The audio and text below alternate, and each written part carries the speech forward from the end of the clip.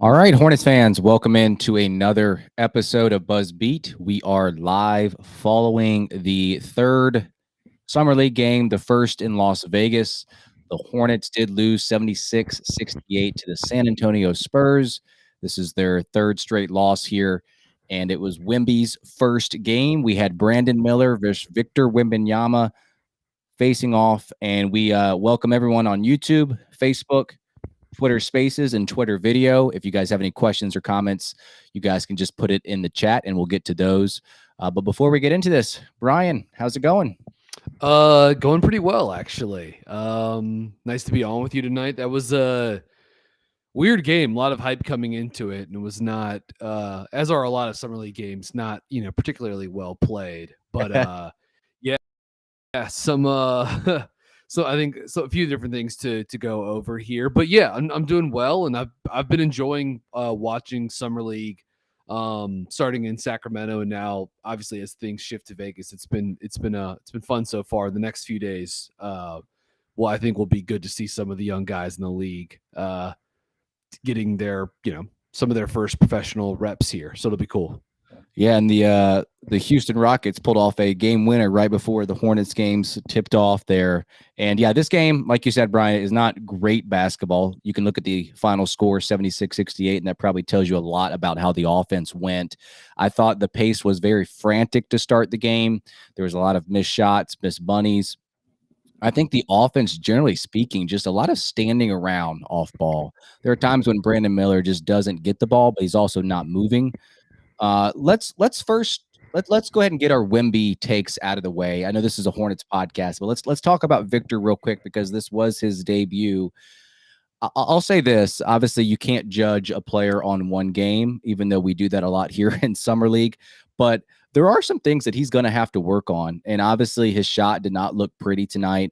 I think the Hornets did a good job when it came to like the physicality with him. Anytime he had his back to the basket, when he was in the post, when he was in the paint, they would send doubles, they would dig. And you have to be physical with Wemby because that's one thing that he does lack, right? And so if you can force some turnovers, force him to do some things that he's not accustomed to doing. And there was a couple of times where he just lost the handle, he lost his footing. So I thought there were some things that kind of were illuminated in terms of things that he could have done a little bit better. But obviously his length is just so impactful on the defensive end. And he's such a skilled player with the ball in his hands that he's going to be obviously an awesome rookie. Would you take the field or would you take him for the rookie of the year? I think I would still take Wembenyama. Yeah. I think at this point, I think I would. But people who, bet on these things and put money down on Scoot Henderson within the last 2 weeks, I certainly see the logic. Scoot's awesome, and he's going to get a big runway to work with in Portland, it looks like, assuming, Lillard is traded, or if he isn't traded, they've sort of figured out some sort of, situation where maybe he's on the roster, but away from the team. Regardless, like, I think Scoot's going to get the chance to play with the ball a lot and put up big numbers too. So I don't know. I mean, maybe the field is a slightly better like betting option, but like Wembenyama's just going to have, he's going to have really good defense. He's going to have the rim protection numbers. He's going to have some some assist numbers. He's going to score. Like, obviously he had a really rough offensive night tonight. But getting to play with Trey Jones, Devin Vassell, Sohan, like that'll make things a little bit easier. And like, some of the shots he took tonight are ones that like he absolutely can make, both from beyond the arc and at the rim. So I thought he was a little nervous tonight. Right. I thought he was pressing a little bit at times. I think, even watching from my office here in Raleigh with that game in Vegas, I felt like you could kind Oh, Brian cut out on us here. So I'll try to get him back on the line. If I do have to get him back on the line, I might have to call him. So that would end our Twitter spaces, but we are live on Twitter video, YouTube, and Facebook as well, if you guys check our link tree. So I will continue with what Brian was saying, but I agree with him. I think he did feel a little bit nervous trying to work out his first game. I don't know if the Britney Spears thing was in the back of his mind, but yeah, I mean, he's a very skilled player, and I know this is a Hornets podcast, so we're going to move on to the number 2 overall pick, who I thought looked really, really good tonight in Brandon Miller. And his three-point shot was falling a little bit better tonight than it did in the past. And I think he also had some two-way play as well. He definitely competed on the defensive side of the court. There was several times where he got back in transition, good effort. Sometimes he would be the only one getting back and defending the shot. Sometimes it would lead to a Spurs basket still, but you do have to love the fact that he was involved with that. We do have a question here in terms of YouTube. Let me find it. Thoughts on Miller's defense tonight. So I was just kind of speaking to that, Adam. I thought the effort was really good from Brandon Miller. He is a little bit undersized, so he's going to get hung up on screens at times. But, you know, you like to see him compete. And I think that the energy overall with the Hornets, they came out with way better energy in game 3 than they did over in Sacramento. So that was good to see. And there was one time when Brandon Miller hit a 3-point shot where Wemby went under a screen. And I think that's something that I'm looking forward to for Brandon Miller is just the ability to play out of the pick and roll, the ability to put the ball in his hands. Because one thing that we have noticed early on in this summer league is when he tries to drive, he gets pushed off his path. But if you can put him in pick and roll situations and force the defense to go under, he's going to pull up, obviously, because that is his strength. And so the big was in drop. Wemby goes under. He hits the 3. There was also a time where he went ISO against Julian Champagnie.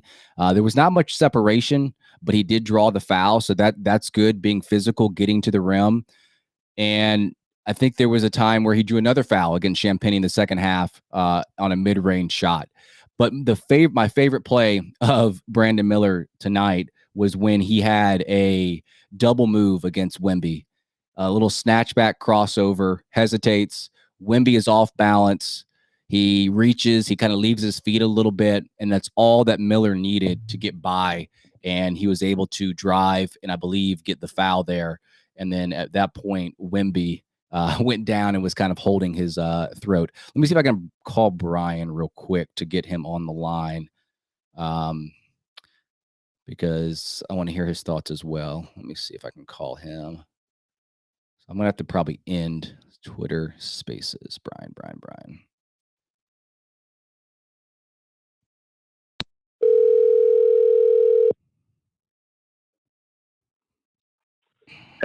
Hey, can you hear me?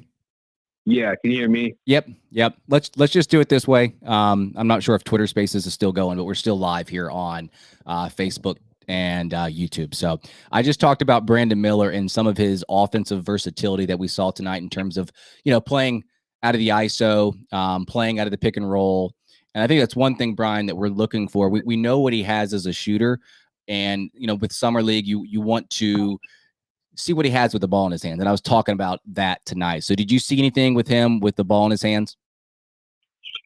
I mean, there was the one play you may have, and again, apologies for the connection issues here, guys. Spectrum Internet, if you're listening, you're the worst. But you may have highlighted the one play. I know you clipped it during the game, but the like sort of like combo crossover move that Miller had against wembenyama, where he was able to end up, sort of the step back crossover, hang dribble, and then he gets going downhill, right, picks up the foul. I don't know. Through these 3 summer league games, I think it's watching Miller. I think a lot of the both good and bad, the stuff we saw on film with him at Alabama has shown up. Like he's done a nice job passing the basketball out of the pick and roll and some off movement sets. The left-handed passes have looked good. But he's still struggling to get separation one-on-one. Yeah. And different pick and roll coverages are giving him issues. Like, Golden State was putting two on the ball often against him, and that was forcing him to have to either take tough shots or make quick decisions. And I think he had some good moments and some not good moments too. So I don't know. Like, I said this to you on a few different pods. I think we also talked about it on the video recording that we did on Miller a couple of weeks ago, right around or right after the draft. But I just think Charlotte's going to have to be intentional about how they set up on-ball opportunities for Miller. I think it's going to be important for them to think about making sure that these things aren't like flat and stagnant, that there's some motion and some movement for Miller coming into these things, and being intentional with their spacing and making the reads.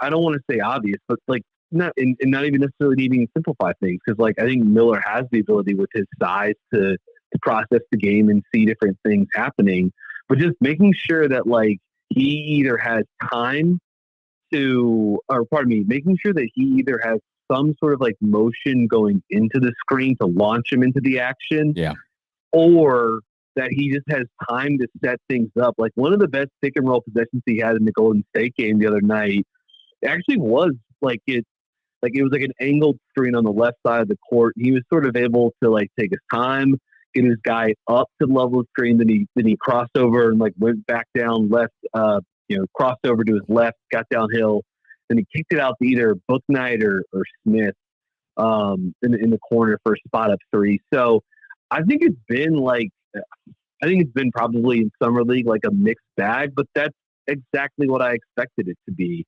The downhill finishing, the lack of separation, like those are all real things, but I don't think you can ignore the way teams have guarded him, like Golden State perhaps especially, like really rotating coverages to make it sort of tough for him to find his offense. And you look, Richie, I do think it's, he's played 3 summer league games, and then 2 of those have been against San Antonio.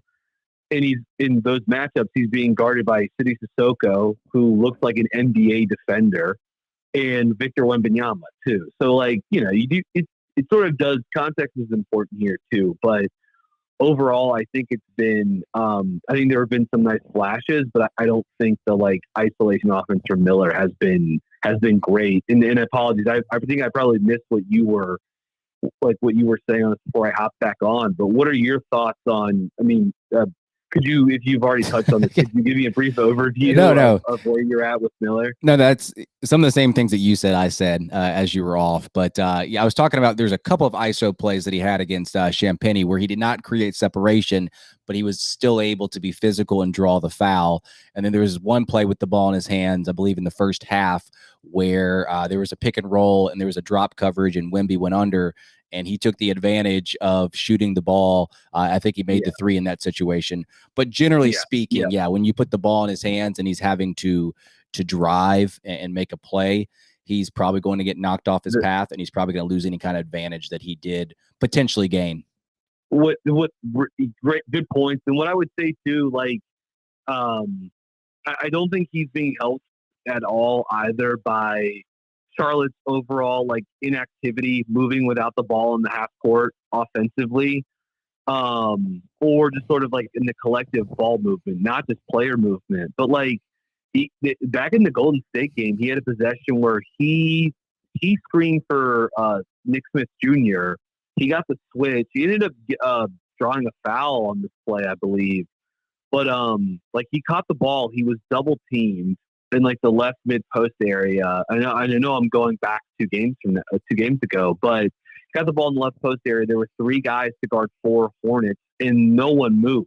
Like no, and I mean, eventually Miller was able to get a foul, I think, on Brandon Podziemski. But I just think in general, this was another example tonight against San Antonio of like, unless it's Amari Bailey, maybe Bryce McGowan, there's just not a lot of sort of like, at least from like the wings and guards, I just haven't seen a ton of good like positive ball movement and like off-ball player activity. I think Bailey has sort of like popped in that a little bit. Yeah. But in general, it's a pretty obvious weakness of what is just, a pretty disjointed half-court attack by the Hornets right now.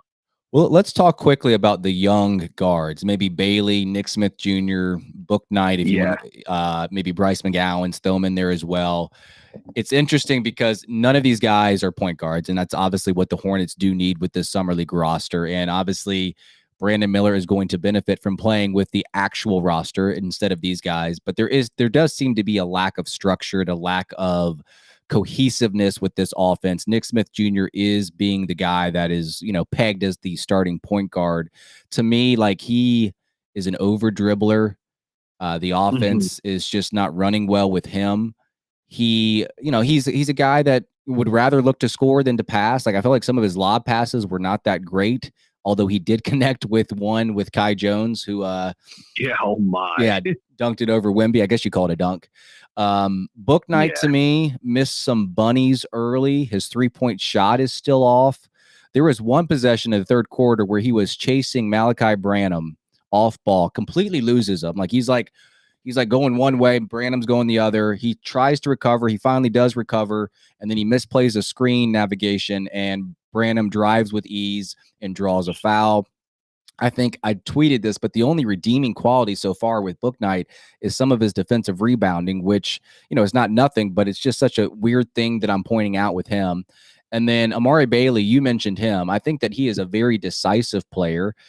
He's a guy that is aggressive and getting downhill. The best play from him tonight, I believe you clipped it as well. He had an awesome save. He's out of bounds on the baseline. He gets back into the play, gets the ball, and drives all the way, shields Wemby with his offhand and gets the and one. And then Bryce McGowan's he's like a mixture of both. There's been times where I've been impressed with his aggressiveness, but to me, he kind of gets a little shot happy, a little bit too selfish. I don't know if it's one of those things where he knows that there's other guys on the roster that are just not, capable of scoring points, and he just wants to take over.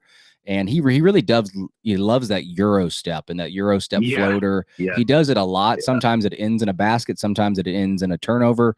So he's a mixed bag for me. I wouldn't say that he's been awesome this summer league, but there have been moments for him. For sure. Yeah. I'll just bouncing off what you said with McGowan. I think his ability to sort of initiate contact and create separation out of that is something that I'm intrigued with McGowan. And it's sort of part of the package for him, a long arm 6'6" guy that can create with the basketball some. I thought he was at his best late in the season for Charlotte, doing catch and go stuff, getting a closeout, getting to shot fake and go and get downhill. So I think for him, it's just going to be a big deal of continuing to be able to progress as a spot up relocation shooter, and letting that sort of open up the other parts of his downhill drive game. He's going to get stuff in transition. He's going to get stuff moving without the ball. He's an okay cutter. And I think there's some potential for him to do stuff with the basketball. But as far as I think it really pertains to the Hornets this coming season, it's going to be him finding ways to play off of LaMelo or whomever else, Hayward or whomever else, and just being a guy that can catch and go and get downhill. I've been impressed with Bailey. He's a guy that you can do a couple things with. You've seen them running him off pin downs, running him off staggers. He cuts. He's active without the ball on both sides of the court. He's shown to be a nice and responsive help defender. And similar to what we saw with him at UCLA, or what I saw from him in the Hoop Summit last year, he makes plays in transition. He's got when in an open floor scenario, he does a really nice job, making connecting passes, getting all the way to the rim, creating contact. I think it's going to be fascinating to see what his role sort of develops into. Maybe he becomes the kind of he progresses and becomes kind of a half court connector guard for the Hornets. We're not there yet, but I think you're seeing some of the traits that make him potentially like a piece to have around, longer term.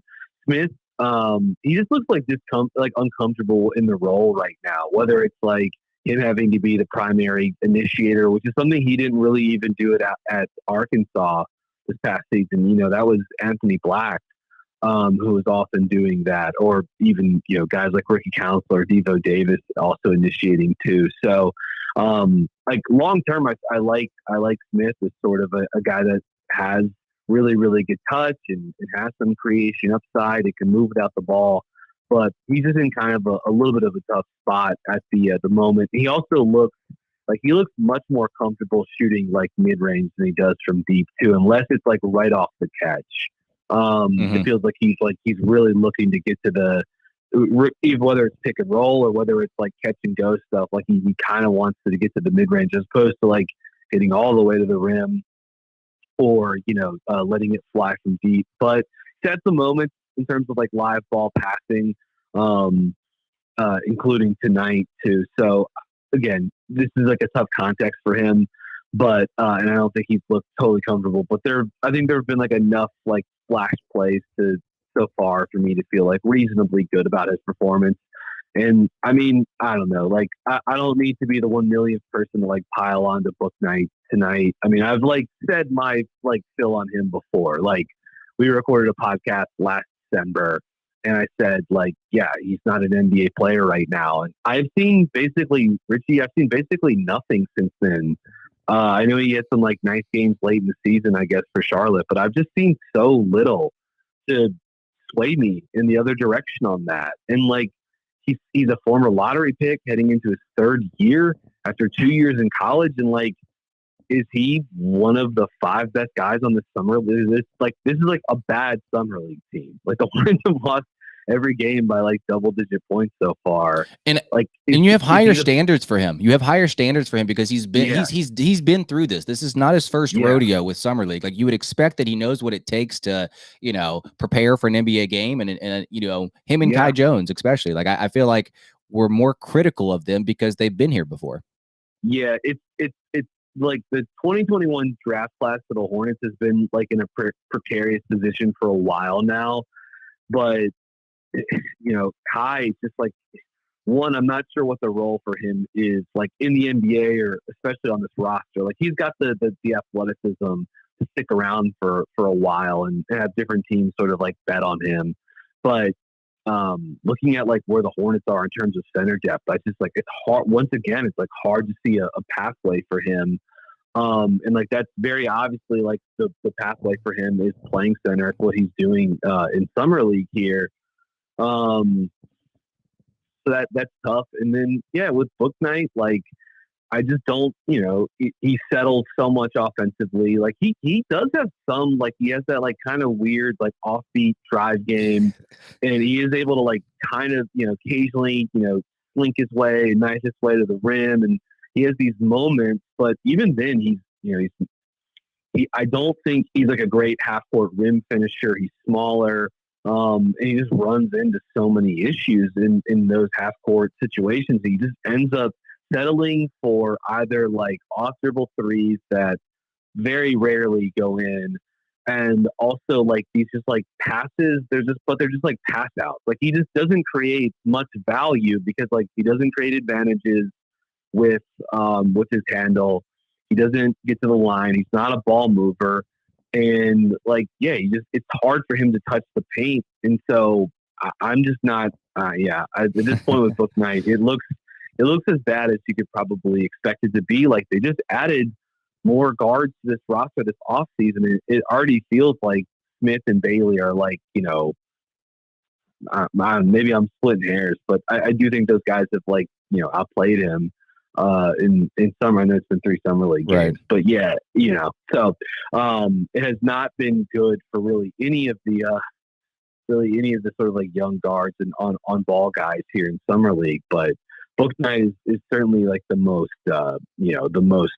disappointing, but probably also not surprising. Like again, if you watch them in Charlotte, you watch them in Greensboro the last couple of seasons, what you're seeing in Vegas, this is like probably what you should be expecting, honestly. It's funny. There's an interesting comment here on YouTube where it says Book Knight might wind up like Malik Monk was for us. Once he leaves, he'll be a solid player.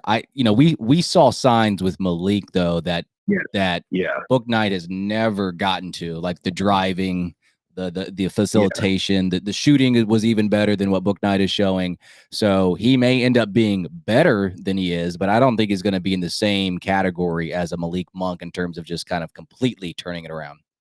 Yeah, you'll remember like year 3 for Monk. And he came into the league a year younger than Book Knight too, but year 3 for Monk was the one where he like really put it together, like getting to the rim. You know, like that was the season he really started getting downhill, and just like I don't know, like Book Knight is like weird athletically because like he definitely has moments where you see the especially in the open floor, like some of his athletic traits. So. But I just think Monk has this like special shot maker trait, and I just don't, I don't see it. I don't see that from Book Knight. And again, you and I have talked about for a while now. I think even the role, I don't think Charlotte's done him any favors either. Like I think they've put him in. I don't think they've like figured out what his role is, and so it's left him either like overtaxed as a guy that they're asking to create with the basketball, or just like spotted up, not touching it, you know?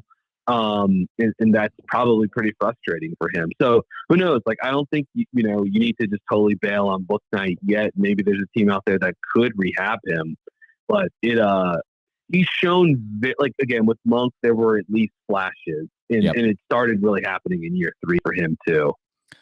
I do want to get to some free agency talk, but the only other note that I had from this game, which is, odd that I was kind of taking notes on James Naji, but I thought he has a good nose for the ball on the boards. Yeah. Offensive rebound. He goes straight back up with it. He'll draw fouls.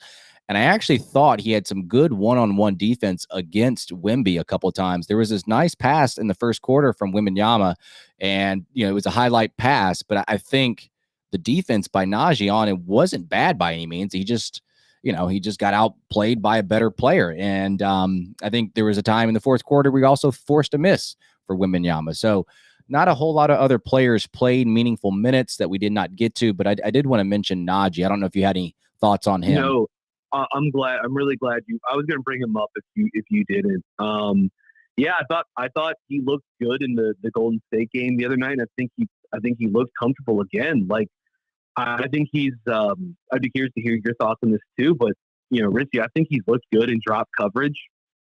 I think when they've asked him to come up higher to the level, he's been in a good stance and moved his feet. But with that size and that athleticism that he has, like he's a really interesting young center prospect. I thought when he was measured before the draft and some of the numbers that came out of that, I kind of thought he might actually slide into the back end of the first round. And so I think for the Hornets to get him in the second there was a little bit of value there. And look, there's not going to be any pressure for him. Like the center position in Charlotte is sort of like already sorted out with Williams and Richards, certainly next season and beyond that. So there's some room way to like work with Naji as a development case. But I just think he like looks comfortable guarding pick and roll. Like he looks good in space when you ask him to be in drop coverage. Like when he's having to kind of drop and show against or threaten against the ball handler and be far enough back to take away a pass or a lob or whatever. He looks good there.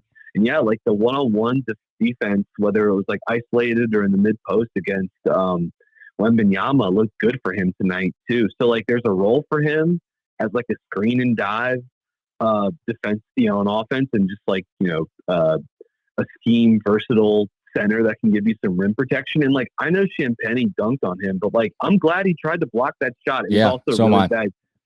No surprise, it was really bad defense from James Book Knight on that play too, that he just crumpled on a screen. And like, you want to know why Champagnie had like absolute free reign to go to the hoop? It was because like Book Knight's on ball defense, or just like screen nab was really, really bad. So no, I think Naji, this is the second game in a row now where it's like he's looked totally comfortable doing some stuff that I think often young centers don't look comfortable doing. He's got a lot of good physical traits, and he's playing hard he's fighting for offensive rebounds. So no, I was actually, I'm probably getting too far ahead here, but like, Richie, what do you think? I'd be curious. I'd even pose this question to people listening in. Like, is center is center the deepest position like for the Hornets right now? Just given Williams, Richards, and maybe we're reading into James Naji too much, but like that's in Kai Jones, I suppose, for that matter too. So I don't know. I think that's a little interesting. And then I did want to circle back to just the 2021 draft real quickly, because I lost this train of thought talking about Jones and book nights. But like the fact that like the hope for Charlotte now is that like JT Thor could maybe be like a rotation guy, whether he's like your, fourth or fifth starter or like, in a 7-8 man rotation. And he was the second round pick and the 2 first round picks you took that year. Like, Book Night doesn't really look like an NBA player. And Kai, physically has all the tools, but has had some real tough moments in terms of like processing on both sides of the floor. So just like that was the first draft after LaMelo, and it looks like right now it looks like a pretty significant swing and miss. We know what they did in 2022, trading away the Jalen Duren pick when they could have had a lot of guys that were sitting right there, including AJ Griffin and Tari Easton, who had nice seasons. Williams looks good, but then that goes into 2023, and we'll see about. I've said my thoughts already about Miller and Scoot. I mean, I think Scoot should have been the pick pretty clearly, but I think Charlotte has drafted well at times. But man, some of these like early round lottery selections the last couple of years have left them in like a bit of a hole, among other things, in terms of team construction. Yeah, a couple things. So there's a lot of people here in the chat that are kind of pointing out the same thing that you are in terms with Naji. Just good movement, moves well. Yep. They are also kind of not concerned, but they're wondering, is he going to be a player that's stashed over in Barcelona? Is there a possibility that contract can be bought out and he play in the Swarm? That's kind of what they're wondering, because at the moment, I think the Hornets are up to like 14 players or so. I guess depending on, non-guaranteed contracts. I guess JT Thor is technically on a non-guaranteed. And if you would have asked me out of Thor, Kai Jones, and Book Night, which of those guys from the 2021 draft would I had most confidence in staying on the roster, it would not have been Thor. But here we are. And he's not even playing in the summer league. I think they must feel comfortable with, his standing with the team. Yeah. Again, it's been. I just think Thor is like he's just the most scalable right now, right? Because like he can guard a couple of positions. Like Jones, I actually think Jones has done some okay stuff in terms of like drop defense in both with the Swarm the last 2 seasons and in summer league here. Like you see the quick hands, the athleticism. Like I think some of the defensive flashes have been okay, but like he's not a good defender. And he doesn't really have like a home on that side of the court, and that really like makes finding a role for him tough offensively. Richie, you and I have advocated for more. Like last season, we wanted to see more Kai at the 5 with PJ lineups, and those just never really materialized beyond a few minutes here and there. And yeah, Thor just like he's not like a great 3-point shooter at this point. He was probably in the low 30s last season. But he picked it up after the All-Star break a lot. Exactly. Yeah, he profiles as like a pretty good shooter with a nice release. He can shoot off a little bit of movement. He hits the offensive glass. He cuts. Like he just does like 5th option type stuff on offense. And then again, he's got.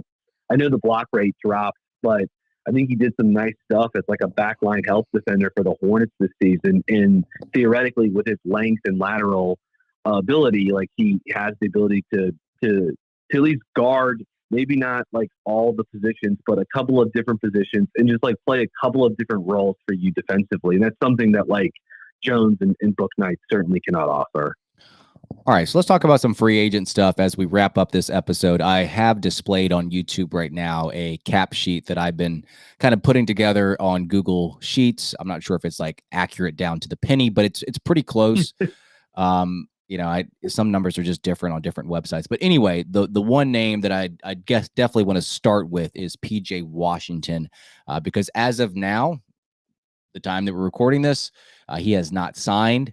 The cap hold is still there. He does have the opportunity to just sign that qualifying offer, which I would think would be a mistake. So if the Hornets are not budging on their offer, they can offer him something reasonable. They don't have to worry about going over the cap. They have his bird rights. Like it's not that type of issue. It just seems like they're being a little bit stingy in their negotiations because they know there are other teams out there that don't have a lot of money. And, a team could try to offer him the MLE, but that is an easy match on Charlotte's part. And I'm not even sure who has cap space. Maybe the Spurs at this point, but it just seems like, if they're not willing to go to 17, 18, 19, $20 million, whatever it is, that number, there could be a chance that Washington, like Bridges, just signs that qualifying offer and then he becomes an unrestricted free agent next offseason. I understand it with Bridges. I understand not budging with Bridges because of the situation that he was, dealing with last season, not playing at all because of the domestic violence. But Washington is a guy that you want to lock up for multiple years here. So how do you see this going, Brian? Do you think there's a chance that he too could also sign that qualifying offer? I guess so. At this point, there's definitely a non-zero chance of that. It would be insanity for the Hornets to let that happen, though. Like, get this done. Like, it's like you are not, like, I get what you're saying for what Charlotte can do, where they can scan the league and they can see, like, okay, a lot of teams that had cap space, like some of them have, like, used that up already. Right. A team like Indiana, for instance, or I guess Dallas too. And certainly if a team was to use one of its exceptions, like the full, non-taxpayer mid-level on PJ, again, it's something that Charlotte could, I guess you said a second ago, could easily match. And I guess they would then be getting, PJ on some type of value, like, some kind of, bargain or whatever. I just don't know why, like, this guy's good. He's a 4-year starter. He's a big time shooter.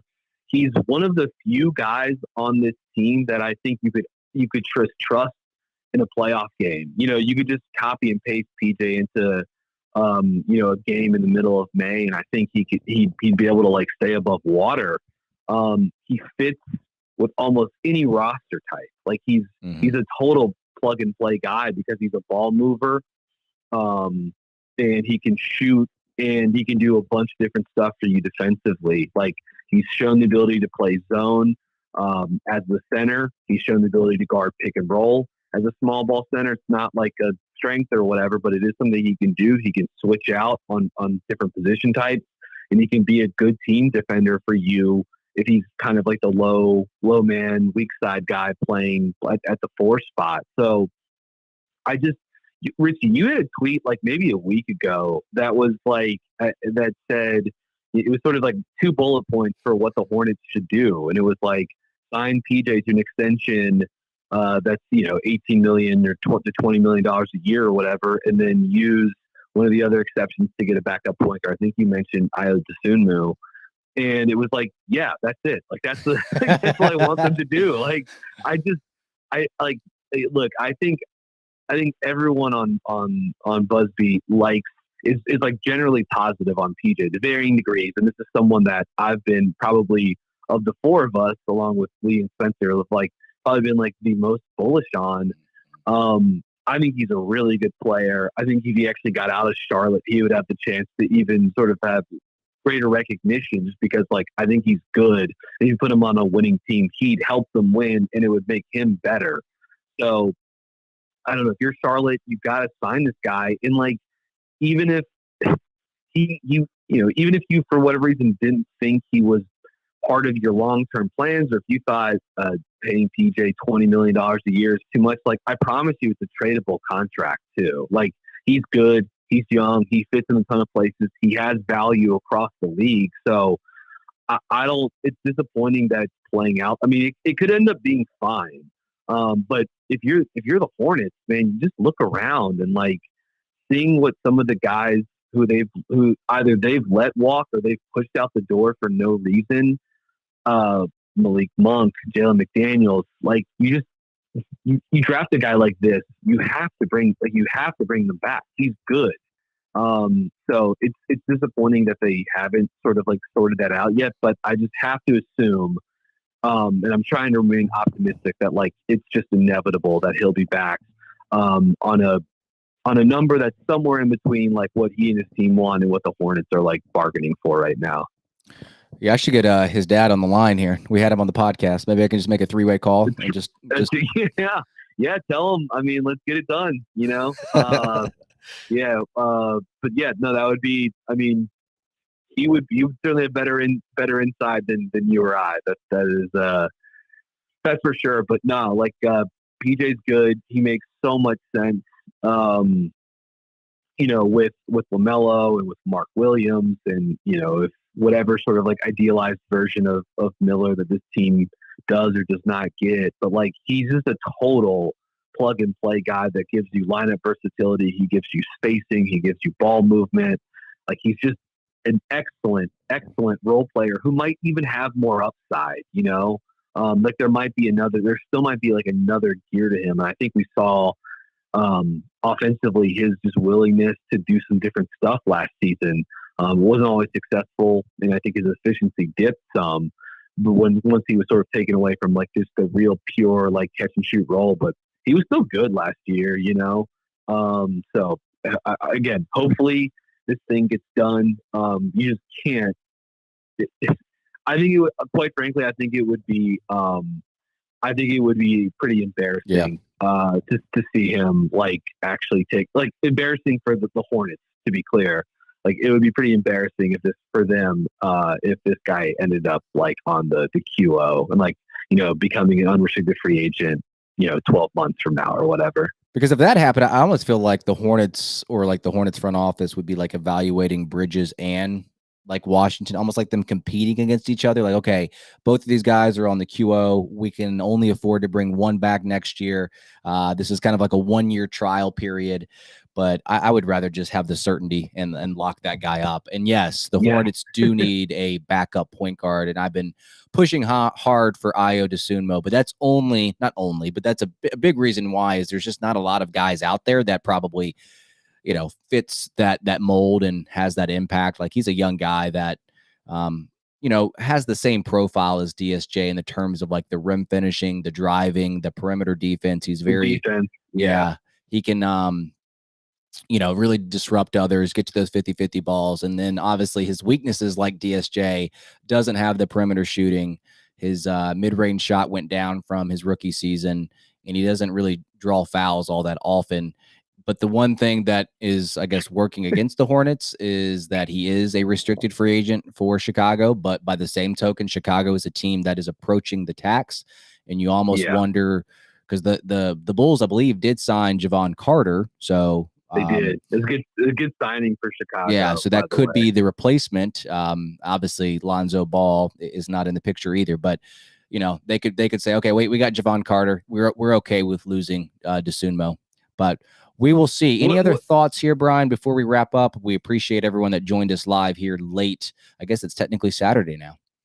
Yeah, and again, thank you, Richie, for your patience and for whomever was dealing with my own stupid technical difficulties tonight. But yeah, with just the Hornets could have drafted Scoot Henderson. Like, I mean, can I point that out again? Like, you could have just the point guard minutes you could have staggered he and LaMelo. You could have played them together a lot. You could have staggered them. He could have been your backup point guard too. Like they chose to not do that. You know, they chose to not bring Dennis Smith Jr. back. So like them sort of like looking around, wondering what they're going to do for backup point guard is just entirely their fault. And so, yeah, I'll be curious to see how they figure it out. Like, again, it's not, they're not totally out of options. They've got some pieces to use. So I'll be curious to see, how they pursue this thing. But like, yeah, this is another reason why, like, I mean, obviously like so much of the, like, fit and positional components to like, some people advocating Miller over Scoot. Like a lot of that stuff was like either like in bad faith or like in most cases, just I think like pretty short-sighted. And this kind of gets to that. Like you actually don't have that many ball handlers on this roster. And right now, my guess would be that like you're projected to like play Terry Rozier again as your like, de facto backup point guard, which like that, I mean, like if they're trying to win games next season, that's not like a winning strategy. Yeah. Lee and I talked about that on a recent podcast, and there's a comment here. They should have just brought back DSJ, which I'm not even sure why they didn't, because he went on the cheap. All right, guys. It just doesn't make any, we don't need to go down that road. It just does not make any sense to me, but it's not the first, nor will it be the last sort of like head scratching, misfire in terms of team building, from my perspective with the Hornets, the last couple of years. All right, guys. Thanks again for joining us today live on Twitter, on Facebook, on YouTube, however you guys are joining us. This will be out as a podcast version as well if you came late. As always, please subscribe to us wherever you get your podcast. Review us on Apple Podcast. Review us on Spotify or wherever you listen to our episodes. Visit buzzbeat.substack.com for information about our private podcast feed where you get ad-free episodes. You also get episodes early. So we're going to go ahead and wrap here. For Brian, I'm Richie.